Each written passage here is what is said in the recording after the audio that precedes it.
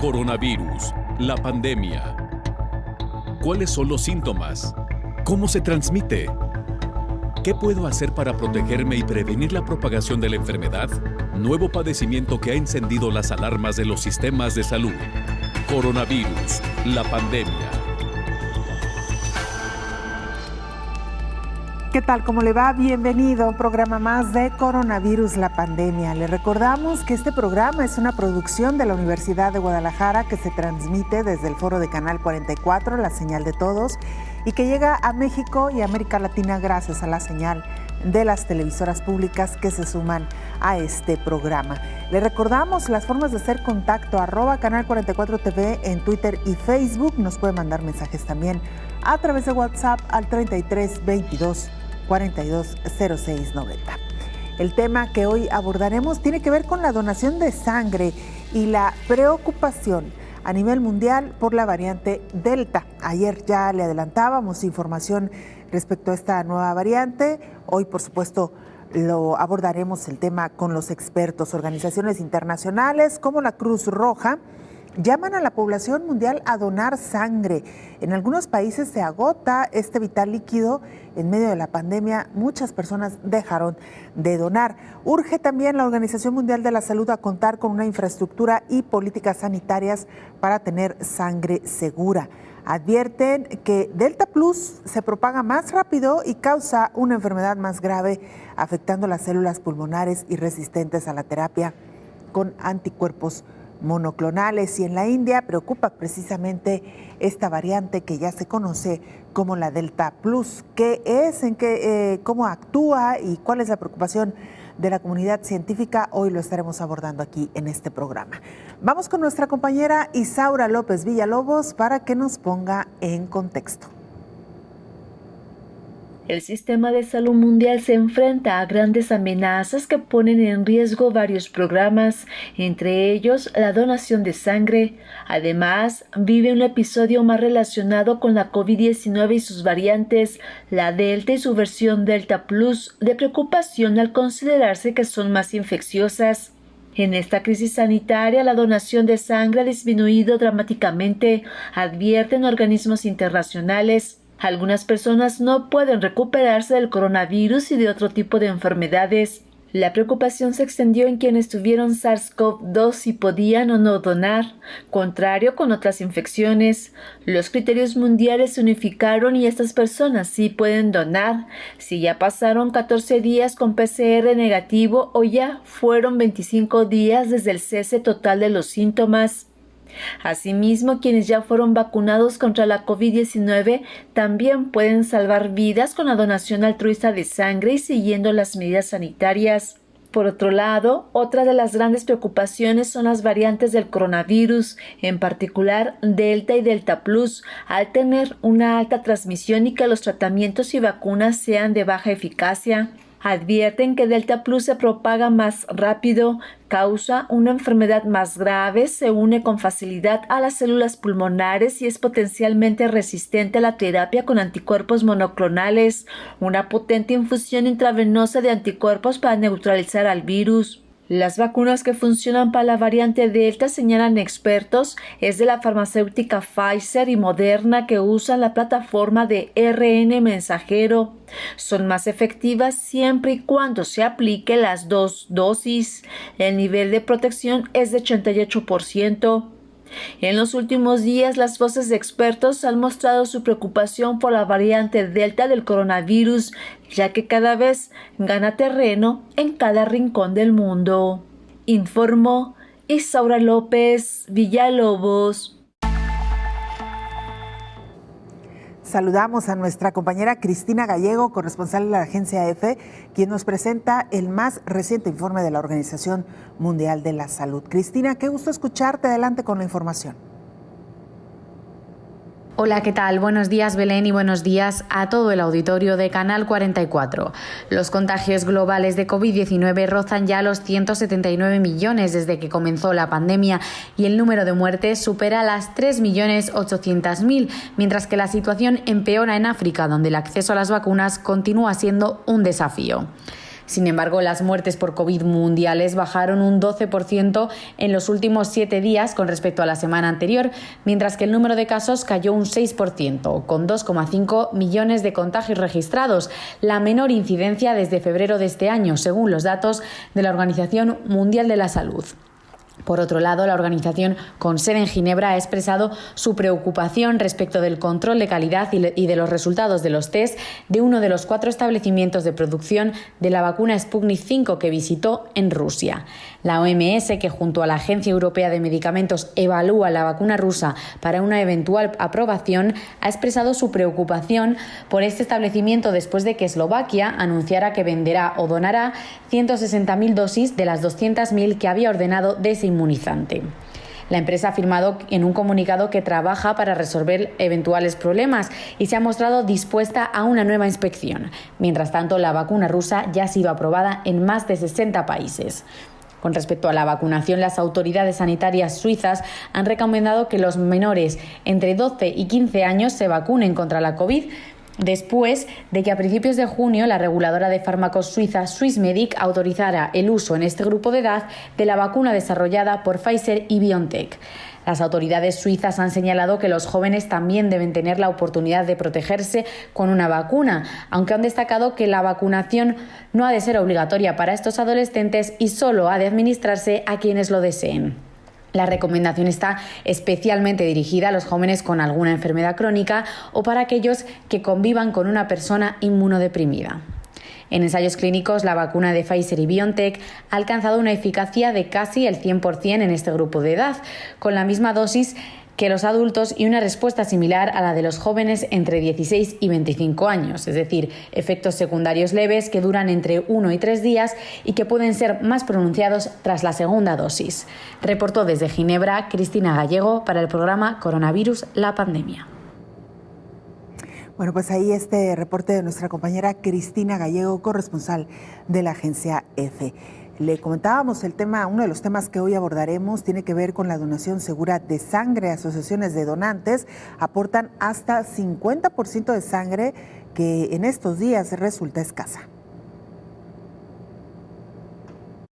En muchas regiones de Italia, hasta el 50% de las donaciones de sangre son realizadas por asociaciones, informó el director del Centro Nacional de Sangre en el Instituto Superior de Sanidad, Vincenzo De Angelis. En 2021, la Organización Mundial de la Salud designó a Italia como sede mundial del donante de sangre y el Instituto Superior de Sanidad lideró las actividades. La campaña de la OMS de este año se centra en la importancia de donar sangre para mantener al mundo latiendo. Este año destaca específicamente el papel de los jóvenes para garantizar un suministro de sangre seguro. Desde que Giuseppe Mangiaracina tenía 18 años ha estado donando sangre, un gesto sencillo para él, pero sabe que el impacto es muy alto para quienes lo necesitan. Dice que sus amigos y redes siempre han apoyado sus esfuerzos, pero la gran mayoría de ellos aún no son donantes de sangre. Giuseppe ahora tiene 31 años. Cree que sus amigos y conocidos no consideran la donación como parte de su vida diaria y tal vez por eso son necesarias más campañas de información pública, más conciencia en escuelas y barrios. Cuando piensa por qué dona sangre, se hace una pregunta muy simple. Si estuviera del otro lado y tuviera una gran necesidad de una transfusión de sangre, ¿no esperaría que alguien me hubiera donado esa sangre?, informó Elizabeth Ortiz. En Sudamérica ya es el foco global de muertes por COVID-19, varios países en situación crítica en estos momentos. El vertiginoso crecimiento de muertes por la COVID-19 ha hecho poner las miradas sobre América Latina, donde Sudamérica ya es el foco más importante en ese dramático saldo de la pandemia. Un informe elaborado este lunes por The Wall Street Journal afirma que de los 10 países con más alta tasa de fallecimientos diarios por la acción del coronavirus, 7 están en esta región. Entre los 12 países en los que está dividida políticamente la región meridional de América, suman 970.722 fallecimientos por la enfermedad pandémica, más de un cuarto de los 3,8 millones registrados a nivel mundial, según la Universidad Johns Hopkins. En cuanto a los casos, los 31,6 millones de las 12 naciones sudamericanas representan un poco más de la quinta parte con respecto a la cifra global de casi 179 millones. Según el diario estadounidense, la tasa de decesos diarios en Sudamérica excede 8 veces a la mundial. Los países más afectados son Brasil, que este domingo sobrepasó la cifra de los 500.000 muertos, con un promedio de 2.000 decesos diarios. Mientras que Argentina y Colombia reportan diariamente 3 veces los fallecimientos que suceden en toda África. Paraguay, por su parte, tiene la mayor tasa diaria de muertes a nivel mundial y Venezuela, según organizaciones no gubernamentales, sigue dando un manejo poco transparente en cuanto a las cifras del coronavirus. Ante la situación, Estados Unidos ha decidido donar más de 14 millones de dosis a una veintena de países de Latinoamérica y el Caribe, la mayoría a través del mecanismo COVAX de la OMS. Las dosis llegarán así a Brasil, Argentina, Colombia, Perú, Ecuador, Paraguay, Bolivia, Uruguay, Guatemala, El Salvador, Honduras, Panamá, Costa Rica, República Dominicana, Haití y otros países de la Comunidad del Caribe. 7 de los investigadores que desarrollaron algunas de las vacunas contra COVID-19 obtuvieron el premio Princesa de Asturias de Investigación Científica y Técnica 2021. Los científicos distinguidos son la bióloga húngara Katalin Karikó, el inmunólogo estadounidense Drew Weissman, los doctores alemanes Ugur Sahin y Özlem Türeci y el biólogo canadiense Derek Rose y la vacunóloga británica Sarah Gilbert y el bioquímico estadounidense Philip Felkner. Los 7 investigadores distinguidos han contribuido con su descubrimiento al desarrollo de 3 vacunas basadas en distintas estrategias, pero que tienen como blanco común la proteína S presente en la superficie del virus que facilita su unión y entrada a las células. El bioquímico Philip Felkner ha sido reconocido por ser un pionero en el uso de los microarrays de proteínas para atender cómo responde el sistema inmunitario a diferentes microorganismos infecciosos y haber desarrollado en 1985 una tecnología utilizada ahora frente a la COVID para la introducción de material genético en un liposoma para que pueda introducirse en las células. La bióloga húngara Katalin Karikó, considerada la madre de las vacunas basadas en ARN mensajero, ha trabajado en su desarrollo junto al inmunólogo Drew Weissman tras corroborar que esta molécula provocaba fuertes reacciones inflamatorias porque el sistema inmunitario la detectaba como intrusa. Ambos investigadores introdujeron pequeños cambios en la estructura del ARN mensajero para que estas reacciones no obtuvieran lugar, un avance que sentó las bases para el uso de terapias de ARN y cuyos resultados sirvieron a otros 2 de los reconocidos científicos para el desarrollo. 3, nos referimos a Ugur Sahin, a Özlem Türeci y a Derek Rose para el desarrollo de las vacunas basadas en ARN mensajero que actualmente ha sido aprobada contra COVID-19. Su uso, además, se puede extender a diferentes áreas de la medicina como el cáncer, las enfermedades autoinmunitarias o la regeneración de tejidos. Finalmente, la vacunóloga Sarah Gilbert ha trabajado para conseguir una vacuna, la de AstraZeneca, basada en un adenovirus que se utiliza como vector para introducir en las células el ADN que codifica la proteína S,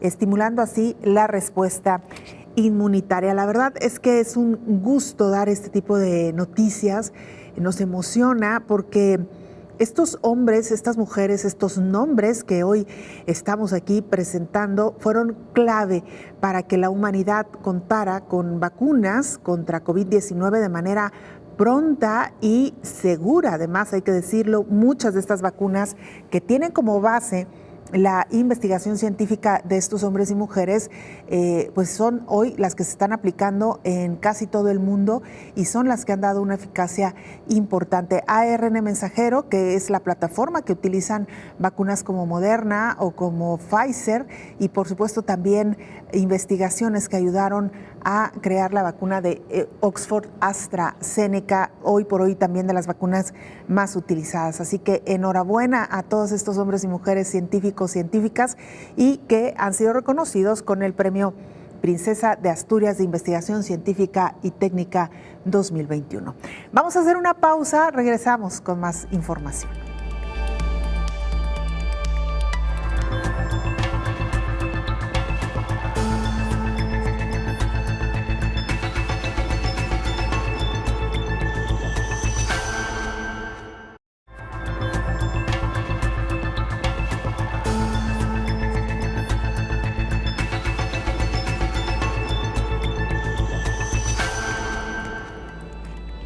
Se lo comentábamos ya al inicio de este programa, la variante Delta, que circula ya de manera amplia en varios países, advierten algunos especialistas que todavía será mayor durante el verano. La variante Delta del coronavirus sigue extendiéndose y supondrá el 90% de los casos a finales de agosto. Lo dice el Centro Europeo para Prevención y Control de Enfermedades, instando a acelerar las campañas de vacunación. La doctora Andrea Ammon dice que la variante Delta circulará ampliamente durante el verano, particularmente entre los más jóvenes que hasta ahora no son el objetivo de vacunación. Portugal ya está intensificando su programa de vacunación en la capital, después de ver un aumento de casos que se atribuyen a la variante Delta. Las autoridades han reabierto un centro de vacunación en el Estadio Deportivo de la Universidad de Lisboa para ser operado por militares. El país depende en gran medida del turismo y está desesperado por recibir visitantes. Aquí estamos precisamente para llamar la atención sobre esta prioridad. Es una carrera contrarreloj para los portugueses. Necesitamos su ayuda.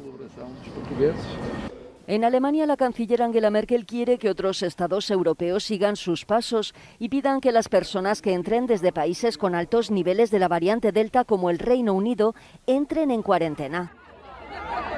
Eso no es lo que la industria de viajes quiere oír. Sus miembros están pidiendo que se relajen las restricciones ligadas a la pandemia. Muchos en toda Europa dicen que quienes han recibido 2 dosis de una vacuna deberían tener libertad para viajar. Bueno, pues ahí tiene usted este pronóstico que hacen algunos expertos, esta variante que ha sido considerada como de mayor contagio respecto al virus original, el SARS-CoV-2. Países de ingresos bajos y medianos están apoyando la donación de sangre porque ha disminuido de manera considerable el número de donadores, otro de los temas que estamos abordando en este programa. La necesidad de sangre segura es universal, pero el acceso a sangre segura sigue siendo un privilegio de pocos. La mayoría de los países de ingresos bajos y medianos tienen poca disponibilidad de sangre segura, debido a los niveles relativamente bajos de donantes voluntarios y la capacidad de recolección de sangre. A nivel mundial, el 42% de la sangre se recolecta en países de altos ingresos, que albergan solo al 16% de la población mundial. Las transfusiones de sangre salvan vidas y mejoran la salud, pero muchos pacientes que necesitan transfusiones no tienen acceso a sangre segura cuando la necesitan. La infraestructura y políticas sanitarias nacionales deben incluir el suministro de sangre inocua y adecuada. Alrededor de 13.300 centros de donación de sangre de 169 países declararon haber recogido un total de 106 millones de donaciones. El número de unidades recogidas en los centros de donación varía en función del grupo de ingresos. La mediana anual de donaciones por centro es de 1.300 en los países de ingresos bajos, de 4.400 en los países de ingresos medianos bajos y de 9.300 en los ingresos medianos altos, frente a la mediana de 25.700 en los países de ingresos altos. Existe una diferencia importante en el grado de acceso a servicios de transfusión de sangre entre los países de ingresos bajos y los de ingresos altos. La tasa total de donación de sangre es un indicador de la disponibilidad general de sangre en un país. La tasa mediana de donación de sangre en los países de ingresos altos es de 31.5 donaciones por cada 1.000 habitantes. En comparación, en los países de ingresos medianos altos, la tasa es de 15.9 donaciones. En los países de ingresos medianos bajos es de 6.8 donaciones. Y en los de ingresos bajos es de 5 donaciones por cada 1.000 habitantes. La OMS recomienda que toda la sangre donada sea analizada para la detección de infecciones antes de su uso. La sangre debe ser sometida obligatoriamente a pruebas de detección del VIH, del virus de la hepatitis B y C y de la sífilis. Los análisis deben realizarse de acuerdo con los requisitos del sistema de calidad. Sin embargo, cada país es libre de agregar pruebas extras, como en la región occidente de México. Se hacen, además de las anteriores, el análisis del mal de Chagas, informó Rocío López Fonseca. Y mire, el dato no es menor. En Estados Unidos han tenido que suspender cirugías ante la falta de sangre.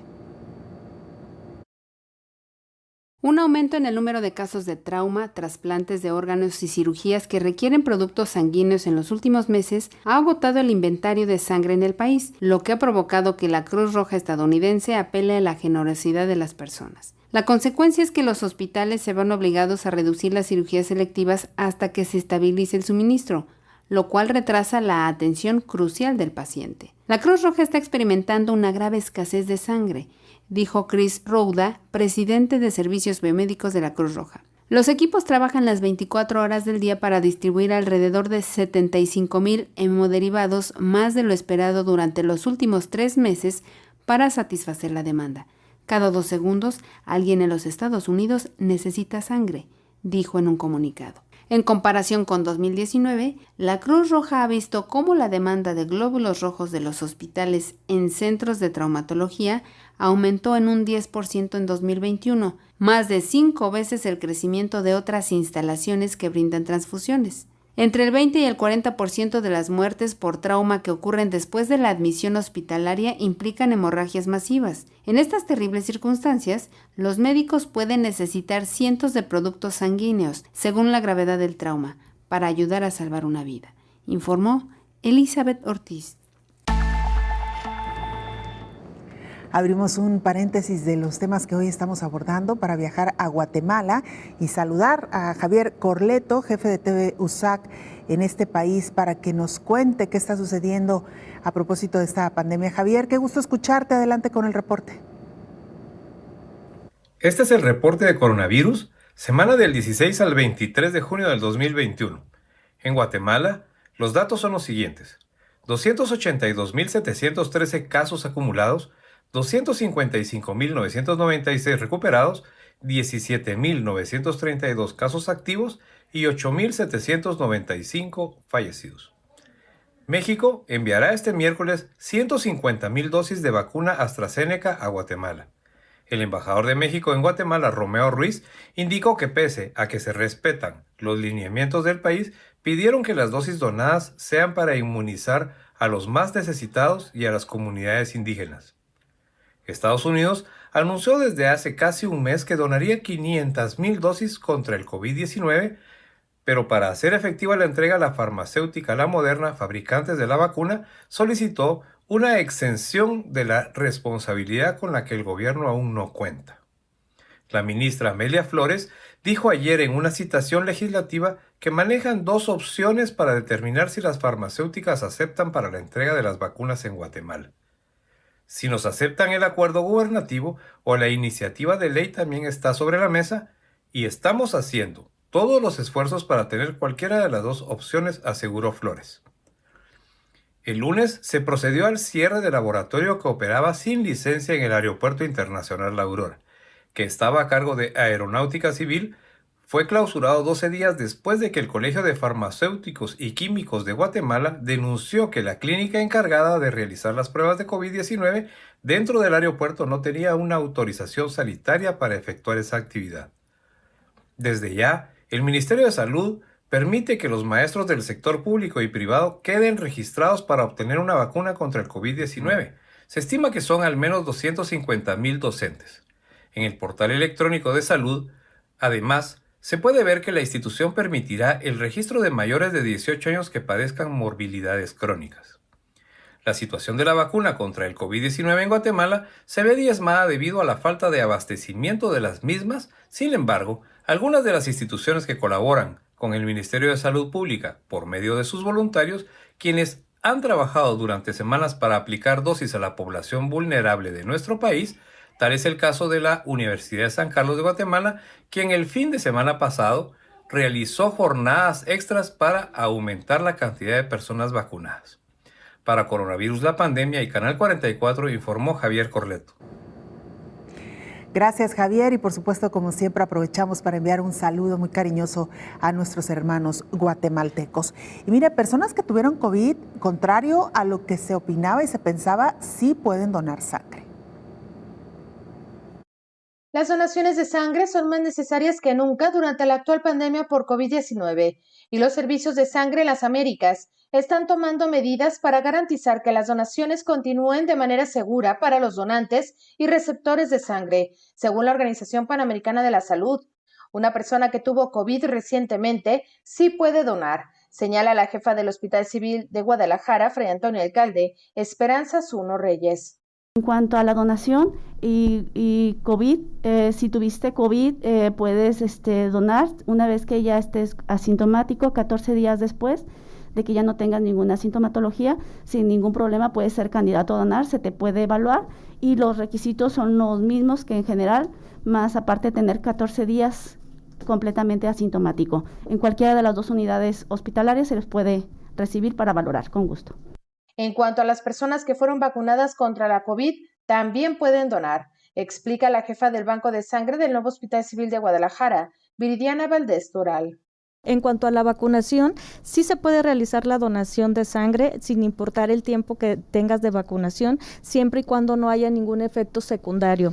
Si se llegó a presentar algún efecto secundario, cuando este ya no se presente o que ya se haya desaparecido, pueden realizar la donación. En cuanto a si fue una vacunación por Sinovac o no recuerdan qué vacuna fue la que se les aplicó, entonces sí que hay que hacer un diferimiento de 14 días, nada más. En América Latina y el Caribe, los donantes de sangre hacen posible la transfusión de más de 10 millones de unidades de sangre cada año, que son vitales para proteger la salud y la vida de los pacientes que necesitan trasplantes, las personas con cáncer, las mujeres que sufren hemorragias postparto y las personas heridas por actos de violencia o siniestros viales, informó Rocío López Fonseca. Este tema que hoy también abordamos aquí en el programa especial de coronavirus, la pandemia, la donación de sangre en medio de la pandemia de COVID-19. ¿Es seguro donar? Hagámoslo, porque si no, estamos observando estas historias que ya nos contaban nuestros compañeros reporteros, sitios donde incluso se están suspendiendo cirugías por la falta de sangre. Si usted fue paciente COVID-19, se ha recuperado, también puede donar, de acuerdo a esto último que nos dice nuestra compañera Rocío López Fonseca. Vamos a hacer una pausa. Antes le recordamos las formas de hacer contacto, @Canal 44 TV en Twitter y Facebook. Nos puede mandar mensajes también a través de WhatsApp en el 33 22 42 06 90. Preguntas, comentarios, inquietudes. Hoy, que por cierto, abordaremos el tema de la variante Delta y la Delta Plus, un tema que le estaremos preguntando a los expertos sobre esta nueva variante y la preocupación que ha causado en el mundo. Vamos a la pausa, regresamos.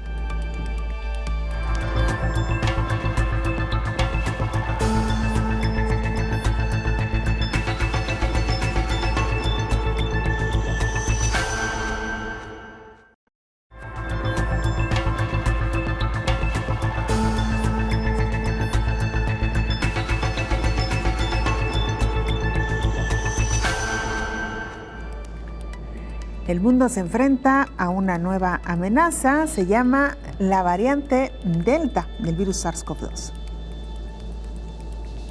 La variante de COVID-19 llamada Delta es una creciente amenaza. Anthony Fauci, director del Instituto Nacional de Alergias y Enfermedades Infecciosas en Estados Unidos, explicó que la transmisibilidad es mayor que la variante original. Se asocia a una mayor gravedad, reflejada por el riesgo de hospitalización. En las pruebas de laboratorio está asociada con una modesta disminución de la neutralización por sueros de individuos previamente infectados y vacunados. Lo que preocupa es el tiempo en el que se duplican los casos con esta variante, que es de 2 semanas. Nuevamente puso como ejemplo a Reino Unido, donde domina por completo esta variante que supera el 95%.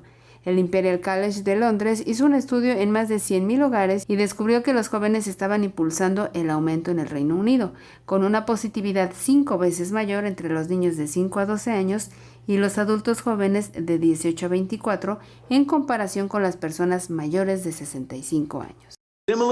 De manera similar a la situación del Reino Unido, la variante Delta es actualmente la mayor amenaza en los Estados Unidos para nuestro intento de eliminar la COVID-19. Buenas noticias. Nuestras vacunas son efectivas contra la variante Delta. Por eso exhortó a usar las vacunas, la principal herramienta para acabar con el brote, informó Elizabeth Ortiz.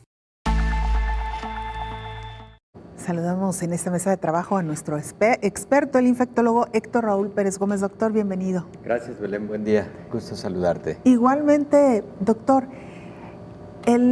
hoy uno de los temas que estamos abordando tiene que ver precisamente con esto que nos comentaba nuestra compañera Elizabeth Ortiz, la variante Delta. Doctor, quisiera, si pudiéramos de manera muy breve, explicarle a nuestra audiencia por qué este virus del SARS-CoV-2 ha mutado y cómo es que hemos llegado a esta variante que es conocida como la variante Delta y que incluso ya tenemos una Delta Plus. Yo le decía a usted un poco en tono de broma en el corte y no sé si podamos hacer este tipo de comentarios en medio de un tema tan serio, pero si llegaremos, no sé, a una variante Maxi o digamos poner cada vez categorías más fuertes en medio de esta pandemia, doctor. Primero, lo que ha ocurrido con el virus SARS-CoV-2 es que se ha estudiado mucho más que lo estudiado con otros virus. La mayor parte de virus RNA, como es este virus, pueden tener mutaciones de forma muy rápida, pueden tener modificaciones en su estructura genómica de forma muy acelerada, porque cada vez que replican pueden tener este tipo de mutaciones y particularmente cuando las tasas de mutación son mayores. Esto es con los virus RNA. Los virus DNA, que es otro tipo de virus, digamos, otra gran sección de los virus, tienen mayor estabilidad y generan menos mutaciones. ¿Por qué RNA y por qué DNA? Por el tipo de ácido nucleico que poseen, y los virus RNA, por ejemplo, el SARS-CoV-2, el SARS, el MERS, es decir, los coronavirus que son virus RNA, pero también ahí mismo se encuentra, por ejemplo, el virus de la influenza o los virus de la influenza, tienen mayor probabilidad de tener estas mutaciones. También debemos decir que una sola mutación no da origen a una nueva variante. Cuando hablamos de una nueva variante de un virus, por ejemplo del virus SARS-CoV-2, lo que se conjunta son varias mutaciones, pero además varias mutaciones que realmente puedan impactar en la forma en que el virus se reproduce, en la forma en que el virus se replica y también en la forma en que el virus pueda modificar su comportamiento epidemiológico, su comportamiento clínico, la forma de transmisión o la velocidad y la intensidad de transmisión. Una sola mutación no genera una variante. En el caso específico de este virus Delta, el virus en general se ha considerado mucho más transmisible que todas las variantes previamente descritas. Hace un mes aproximadamente platicamos aquí que la Organización Mundial de la Salud pidió que se cambiara la nomenclatura de las nuevas variantes para no generar estigma con los países, porque te acuerdas que hablábamos de la variante británica, de la variante sudafricana, etcétera.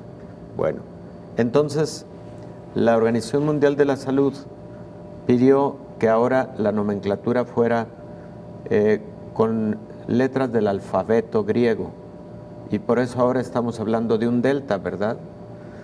El caso de la variante originalmente británica es el virus alfa. Y el virus alfa, de suyo era 50% más transmisible que el virus original de Wuhan, con el que inició la pandemia en noviembre del 2019. Pues la variante Delta es 60% más transmisible que la variante alfa. Es lo que se ha descrito. Entonces, las hipótesis en este momento son que, siendo en este momento la India el país más impactado por COVID-19, en mucho se lo debe a estas nuevas variantes. Así como ocurrió, perdón doctor, con la variante británica. Así como ocurrió en su momento. Que incrementó sustancialmente el número de casos. La transmisión era 50% mayor respecto del virus original. Entonces, la India, que insisto en este momento es el país con mayor velocidad de transmisión, con mayor número de casos diarios, pero además que ha acumulado alrededor de 380,000 fallecimientos, si no mal recuerdo. Se estima que la mayor parte de esos fallecimientos podrían estar relacionados con la variante Delta. Y también se considera que el riesgo de que ocurra un rebrote mundial podría estar muy relacionado con esta variante Delta y con la variante Delta Plus, que la variante Delta Plus tiene algunas mutaciones adicionales a la variante Delta que parece no modificar mucho el porcentaje de transmisión respecto de la variante Delta, pero sí, al parecer, la gravedad de la enfermedad. Se ha encontrado mayor gravedad con las variantes Delta y Delta Plus y posiblemente mayor letalidad respecto de la variante alfa, que era la británica o es la británica, y el virus original. Pero ¿qué hay con respecto al desempeño de las vacunas? Que esa sería la gran pregunta, y ha sido, desde que empezamos a hablar aquí de variantes, Belén, la gran pregunta ha sido: ¿y cómo se comportan las vacunas en presencia de estas nuevas cepas o variantes? La Delta, afortunadamente, parece sí ser una variante que tiene control con el sistema inmune generado con las vacunas que actualmente se están utilizando a nivel mundial. Con las vacunas que se ha hecho algún estudio respecto de esta variante Delta, están incluidas la vacuna de AstraZeneca y la vacuna de Pfizer. Por el momento, los hallazgos científicos son que la inmunidad que se genera, insisto, con estas vacunas, sí genera protección contra las variantes Delta. La variante con la cual se tuvo una disminución en la capacidad del sistema inmune para neutralizar el virus después de vacunación fue con la variante sudafricana. En esta variante sí se debe tener mucha precaución y mucha vigilancia sobre el comportamiento del sistema inmune en alguien vacunado para neutralizar el virus que tiene variante sudafricana. Pero en general los demás parecen sí tener una adecuada neutralización por parte del sistema inmune generado a través de las vacunas. Los laboratorios, la industria farmacéutica, de cualquier manera debe estar trabajando con mucha intensidad ante la posibilidad de tener que modificar en algún momento la estructura de las vacunas para asegurar seguir brindando una protección óptima, porque recordemos lo que ocurre, por ejemplo, con los virus de influenza. Ahí se tienen que modificar año con año porque se presentan diferentes cepas. Y enseguida, Belén, respecto a la pregunta que hacías de que si entonces vamos a terminar identificando variantes teta, iota, omicron, omega, etcétera, que la última de las letras del abecedario griego es omega, me parece. Bueno. Nos puso a pensar, doctor. Nos lo sabíamos de corridito el alfabeto, que lo aprendemos en preparatoria. Si no del me alfa recuerdo. a la omega. Exacto. No, bueno, a reserva de confirmarlo, pero según mis recuerdos de etimologías grecolatinas, así es.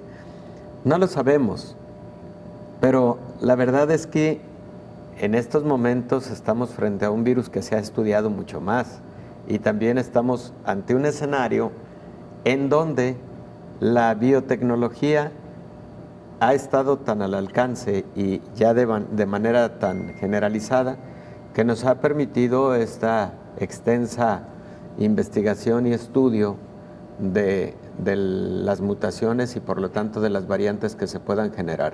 Concluyo este comentario porque creo que vas a enviar a una pausa. Corte, sí, vamos.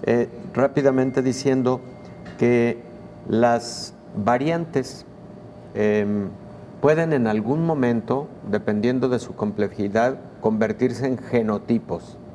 Y enseguida explicamos en la clasificación filogenética de los microorganismos qué significa eso. Muy bien, doctor. Nos quedamos con este planteamiento, entonces regresamos después de la pausa.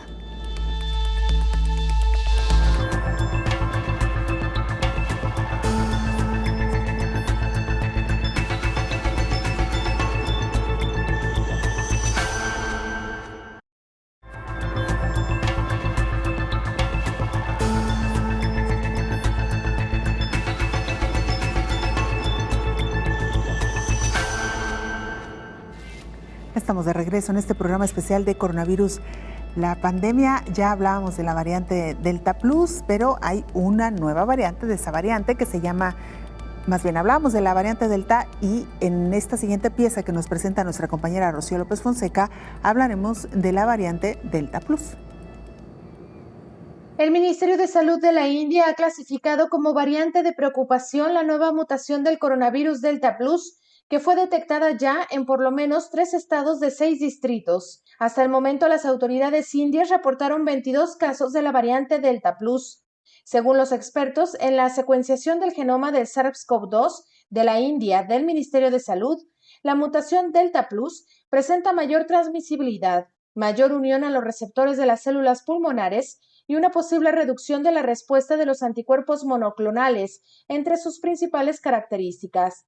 Las medidas de respuesta recomendables ante la nueva cepa no distan de las que ya están en vigor en el país e incluyen la contención inmediata en las zonas afectadas, prevención de aglomeraciones, aumento de pruebas de la COVID-19, el rastreo de los contagios y la vacunación masiva de la población. La cepa dominante en la India sigue siendo Delta, considerada como la causa principal del colapso del sistema de salud en ese país. Las autoridades sanitarias solicitaron enviar muestras de las personas infectadas al laboratorio del Consorcio de Genómica del SARS-CoV-2 para que los médicos puedan hacer un seguimiento sobre la evolución del virus y a partir de esos datos modificar sus recomendaciones si fuera el caso. Las autoridades alertaron que la Delta Plus puede ser más contagiosa que la originaria, provocar una enfermedad de mayor gravedad o eludir la acción de los inmunizantes y anticuerpos, informó Rocío López Fonseca. Bueno, doctor, pues ahí están, esta variante entonces, la Delta y la Delta Plus, que como usted ya nos lo explicaba y Rocío nos lo confirma en esta pieza informativa, la variante Delta Plus es un poco más contagiosa que la Delta. Tiene una mutación adicional, mayor contagio, probablemente mayor gravedad. No está predominando en la India, predomina todavía la variante Delta y pues esperemos que no exista mayor diseminación de la Delta Plus, porque parece tener un comportamiento de mayor transmisión y gravedad. Doctor, aquí me gustaría recordar algo que usted planteó de manera muy temprana en este programa. En la medida en que no se frene el virus, damos oportunidad y damos posibilidad a que se replique y entonces enfrentemos escenarios como el que hoy tenemos, una cantidad importante de variantes. Sí, Belén, por eso desde muy inicios de este programa éramos enfáticos en señalar la importancia del control de la pandemia, porque además de el impacto tan grave que ha tenido a la salud de la humanidad, a la salud pública, el impacto económico, todo lo que hemos repasado aquí, uno de los serios impactos es a su evolución microbiológica, a la complejidad microbiológica que lo estamos viendo ya con la gran cantidad de variantes que a lo largo del tiempo se han ido describiendo, ¿no? Digamos que en la línea del tiempo de este año y medio de pandemia de COVID-19 tuvimos la variante británica, tuvimos la variante sudafricana, la variante brasileña, luego vinieron 2 variantes norteamericanas, una variante japonesa, vino la variante peruana, hay una variante en Perú, y bueno, las que actualmente están generando mucha preocupación a nivel mundial, que son la variante Delta y Delta Plus de la India, por la cantidad de casos que se vienen presentando. Y por cierto, algo que no hemos comentado es que la variante Delta de la India ya no está circunscrita exclusivamente a la India, ya se encuentra presente en 40 países en el mundo. Por eso, además, y creo que también vale la pena resaltarlo, la Organización Mundial de la Salud luego clasifica a las variantes como variantes de interés o variantes preocupantes, y estas están siendo clasificadas como variantes de preocupación, preocupantes, por todo lo que hemos comentado de su alto nivel de transmisión y su alto nivel de impacto clínico, claro, ¿no? Entonces, por eso tan importante el control de la pandemia, porque de otra manera, por supuesto que va a ocurrir lo que tú has señalado. Van a surgir nuevas variantes porque las mutaciones van a estar surgiendo día con día, y esas mutaciones son las que van a generar, cuando se presentan en conjunto y que además, decíamos, impactan la transmisión, la gravedad o la inactividad óptima de las vacunas, la inactividad de las vacunas, pueden entonces tener impacto muy alto y además ser consideradas no solo de interés, sino además de preocupación, ¿no? Una carrera contra el tiempo, doctor, contra de este virus. Nos hablaba de los genotipos. ¿Qué son los genotipos, doctor? Lo que ocurre, Belén, es que si uno pusiera en un árbol genealógico la evolución de un determinado microorganismo, entonces tú tendrías en el tronco de ese árbol el virus original de Wuhan, surgido en noviembre del 2019, aparentemente. Y entonces, bueno, tendrías, a partir de las mutaciones y la generación de estas nuevas cepas o variantes, pues las ramificaciones de este tronco del árbol. Pero cuando se genera un mayor número de mutaciones que ahora da una gran diferencia genómica de determinado patógeno con respecto a su tronco, ahí ahora puedes hablar de un genotipo, es decir, un virus cuyas características genómicas ya son suficientemente diferentes para considerarlo como una, no es tal, pero como una tipo subfamilia. Son cepas o variantes cuando son pocas mutaciones, como lo que estamos viviendo ahora. Pero si llegara a darse el momento de múltiples mutaciones y entonces ese nuevo patógeno fuera muy diferente respecto del tronco, ahí estaríamos hablando de posibles nuevos genotipos. Es decir, que aunque vengan del mismo tronco, efectivamente, de la misma raíz, ya se han separado genéticamente o genómicamente mucho del tronco. Evolucionan al grado que ya no conservan esta similitud, digamos, doctor. Así es. Y pues con la preocupación de que esto pueda ocurrir si no se detienen las variantes. Doctor, como siempre, muchísimas gracias. Gracias. No, gracias a ti, Belén. Gracias. Con todo gusto. Nos vamos, gracias a usted. Nos vemos y nos escuchamos en el siguiente programa.